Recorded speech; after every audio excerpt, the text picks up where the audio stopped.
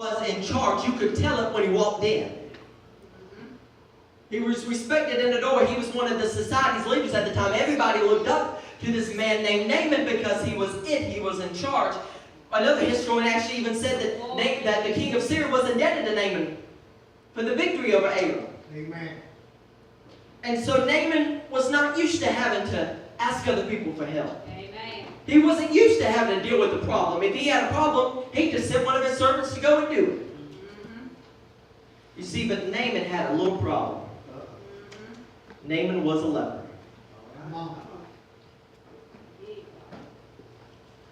And Naaman tried his absolute best to hide this problem of leprosy. Amen. You have to understand what leprosy would do. Leprosy, number one, would cause these horrible sores upon your body. I mean, you could see somebody with leprosy from a mile away. It was not uncommon for people to catch leprosy back then. There was no cure for it. And so he would have to wrap himself. He would no doubt have to wear long pants and long sleeve shirts and gloves and a helmet all the time just to cover up the fact that he had leprosy. He would have to do everything in his power to make sure that nobody knew he had leprosy. If he could get past that and he could stand past that, then he had to deal with the heat. Amen. And leprosy comes with the smell of rotting flesh. It stunk. It stunk when it was cold. Never mind in Syria, in the desert, in the heat, he reeked. No doubt about it. And so if he could cover up it, he would also have to cover up the smell. People would walk past him, what's that smell? He would have to blame it on something. He would have to do whatever he could to cover it up. He tried his absolute best because he knew what happened to people with leprosy. They weren't allowed to live with their families. Amen. They weren't allowed to see their loved ones again. They were shipped off to camps with other lepers to live. There was these camps full of lepers thinking, okay, if we can get them out of the public, if we can get them out of the main community and get them into their own community, it won't spread as fast. Amen. They would put them as far away so that if the wind blew, that they didn't have to smell it.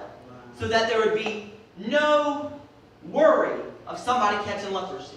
He would have been stripped from his family, and more importantly, he would have been stripped from his position. Amen. Come on now. When you've got that much power, when you're large and in charge, you try to do whatever you can to stay in that power. Look at any person in history who's fallen from power. They did whatever they could to stay in power, and some of them died over the thing of power. Amen. To own a country, to own people and be able to tell other people what to do so that they would look at you as large and in charge. He tried his best to cover up this disease. See, this man named Naaman, on the outside, he had everything. But on the inside, he had nothing.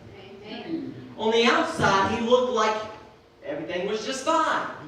On the outside, he looked good. But on the inside, this leprosy was slowly killing him. On the inside, he was nothing. He was dying.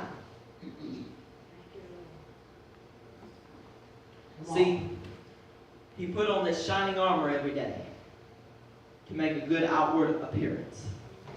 To hide the secret infection, the secret disease, the secret thing that would take him down if he didn't get help for it. Come on. So I have a question for you, church. We come to church in our nice suits, our nicely pressed shirts, Come on, bring it on. Bring it back. those nice dresses that you wear. It's warm outside, everybody wears those pretty dresses, everybody smells good. Come on. But what about under the clothing? Come on, brother. What about under the armor? Glory to God. See, God is no respecter of persons. He don't care what you look like on the outside. He cares what you look like on the inside. See, some of you are some of the best looking people in the world. Amen. But on the inside, Come on. it is black as coal. Come on, brother. On the outside, you may smell like pretty flowers and nice cologne and nice perfume, but on the inside, you reek with the stench of death. Go ahead now. Go ahead. Go ahead now. What is your secret problem? Come on. What are you hiding from the outside world? What are you holding on to because you don't want somebody to see? I said it this morning. Some people have been holding on to something since before I was born, since the 80s, the 70s, the 60s, maybe even the 50s. You've been holding on to it because you didn't want nobody to know. Come on. I don't want to go down to an altar. They might know what I'm dealing with. Come on. Somebody might start asking questions. Touch him, Lord.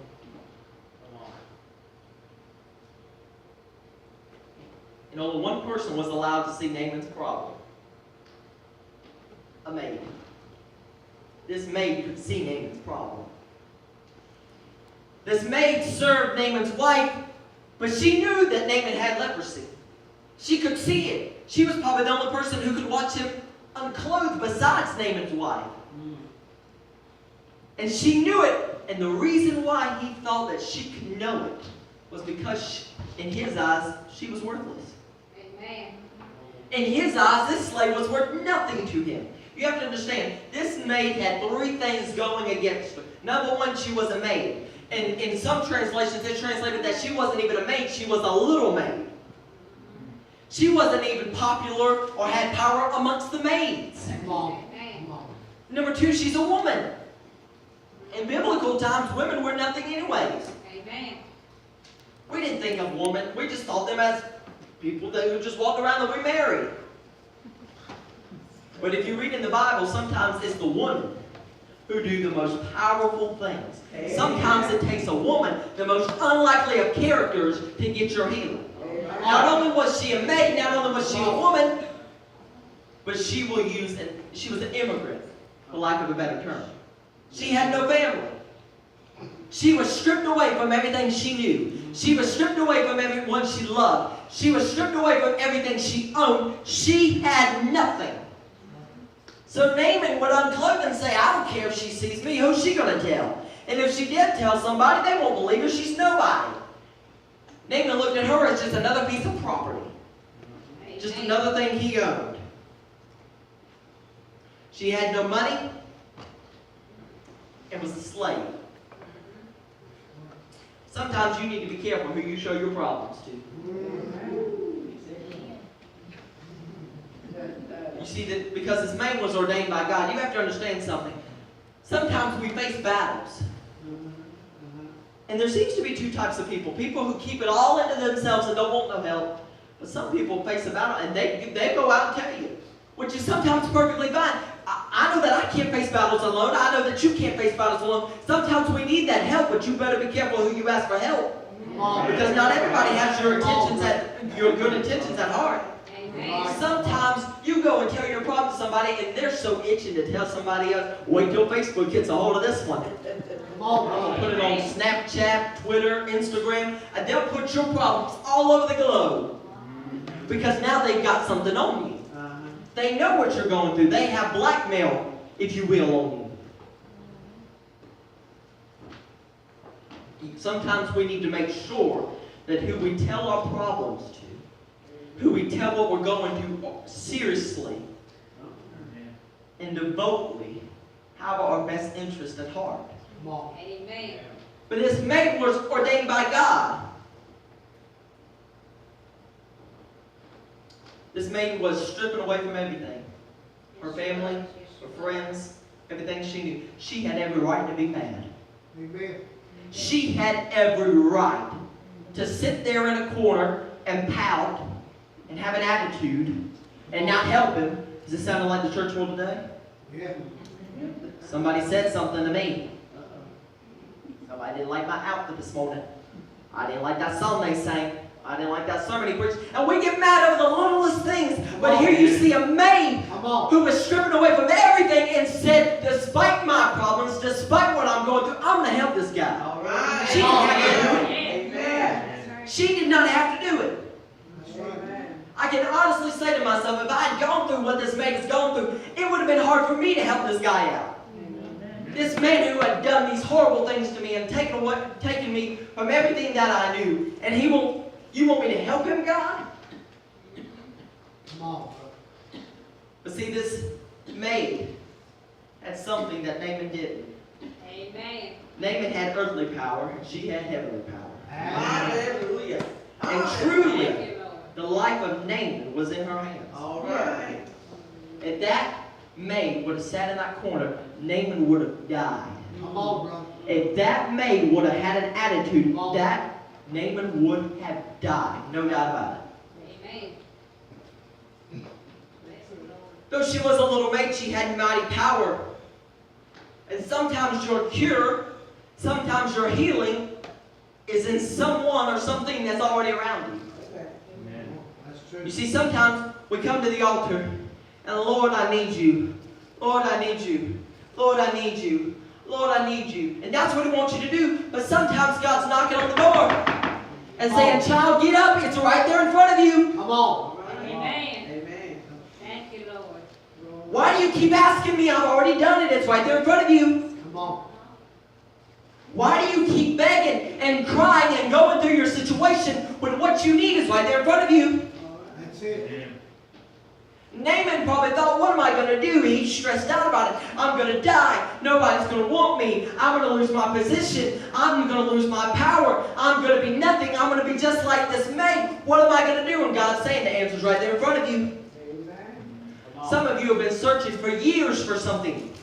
You've been searching for years for your healing, or years for your deliverance, or years for a need that you had in your life, and your answer has been right there in front of you the whole time. Amen. Yes, it is. She probably didn't understand her purpose, but she was to serve a mighty purpose. She was. And see, this maid did something that most of us won't do. Glory Jesus. Come on. See, a lot of us will sing, where He leads me, I will follow. And a lot of us will sing, I'll go with Him. All the way. Until He leads me down somewhere I don't want to go. That's it. We'll come to church, I'll go with Him, I'll go with Him all the way. As long as you don't we kind of put a comma at the end of that. As long as you don't lead me down a path I don't want to go down. That's it right there. Help us, Lord. As long as I get that car I've been wanting. Come on, brother. I'll go with you all the way, as long as I get a bigger house.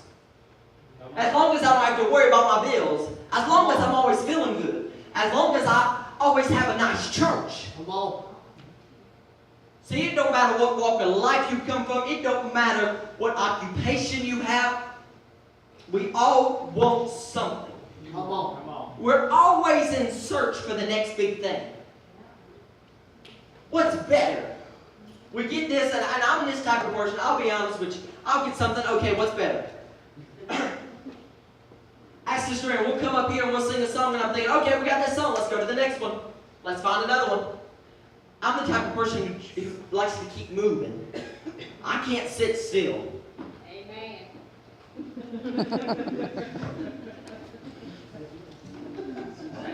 But we have to understand that sometimes the path is going to get rough. Yes, it does. Sometimes we're going to have to go down some dusty roads. Amen. Sometimes we're going to have to get our suits a little wrinkled. Sometimes we're going to have to get our heels a little muddy. Sometimes everything is not going to be peas and carrots. Because the God on the mountain is still the God in the valley. Yes. Thank you, Lord. The God in the good times is still the God in the bad times. Thank you, Lord. This thing called life is not easy, and nobody promised it would Come be. on. We've got these, I'm not a prosperity preacher if you haven't figured that out by now. Well, I've seen so many preachers here lately. I'll turn on television, or my laptop, I'll open it up and I'll listen to this. You won't have to go through anything. You won't have to go through any more trials. You won't have to go through anything if you'll give your heart to Jesus. That's the biggest lie. Amen. If you give your heart to Jesus, you're going to have to go through some things. You're going to have to climb some mountains. You're going to have to go through some valleys. There's going to be some rough times. But the difference between you and the world is that you got help. That's right. Amen. Even Hans speak.